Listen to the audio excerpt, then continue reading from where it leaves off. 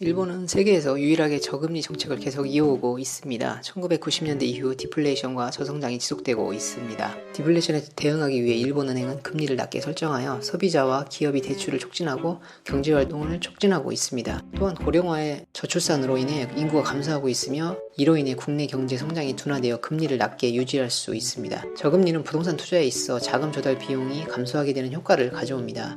저금리 환경에서는 부동산 투자가 다른 투자 상품에 비해 매력적이기 때문에 부동산에 대한 수요가 증가하며 가격이 상승할 수 있으며 이에 따라 자산가치 상승에 따른 이익을 기대할 수도 있습니다. 저금리는 부동산 투자에게 있어 아주 큰 도움이 되는 수단 중 하나입니다. 하지만 아무리 낮은 금리에 돈을 빌렸다 하더라도 수익률이 높지 않은 부동산을 구입한다면 의미가 없습니다. 예로 2천만 원짜리 맨션을 이자율 1.9% 대출로 기간 30년으로 빌렸다고 가정해서 구입한 맨션을 다시 10년 뒤에 팔았을 경우 수익은 얼마일까요? 매월 월세 수입이 7만원이 들어온다는 가정하에 시뮬레이션을 해보겠습니다. 부동산 구입 초기 비용이 들어갈 것입니다. 초기 비용 합계는 200만원으로 가정하고 월별 상환액을 계산해 보겠습니다. 초기 비용 100만원을 뺀 나머지 1900만원을 이자율 1.9%로 30년 상환으로 빌렸을 경우 월 상환액을 계산해보면 73,390엔입니다. 실제 매월 들어오는 수입을 계산해보면 월 수입이 7만원이기 때문에 매월 상환액의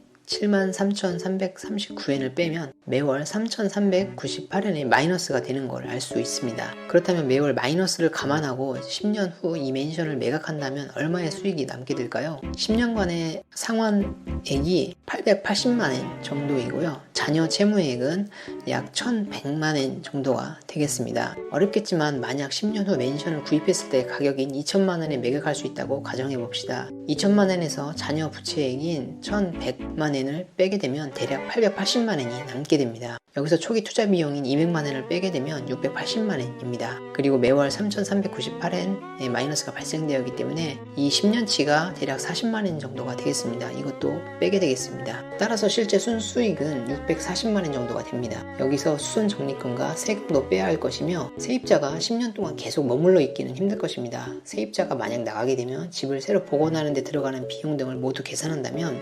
639만원의 순수익은 더욱 줄어들게 될 것입니다. 대략 10년 뒤에 3에서 400만원 정도의 수익이라고 예상됩니다. 물론 10년 뒤에 맨션을 처음 구입한 2천만원에 팔린다는 전제 조건입니다. 초기 비용 200만원을 투자해서 10년 뒤에 600만원 정도의 수익이면 괜찮다고 생각하시는 분들도 있으실 거고 그렇지 않은 분도 있으실 것 같습니다. 이런 경우 부동산 가격 변동, 운영비 등을 더욱 꼼꼼히 따져봐야겠습니다만 가장 좋은 것은 좀 더 저렴한 가격에 좋은 물건을 사는 것이 부동산 투자의 가장 핵심이라고 할 수 있겠습니다. 오늘 다뤄본 부동산은 일본 부동산 시장에서 가장 흔한 케이스라고 할 수 있겠습니다. 이렇게 부동산을 직접 구입하기 전에 시뮬레이션을 해보는 것만으로도 충분히 미래의 가치를 가늠해 볼 수 있습니다. 감사합니다.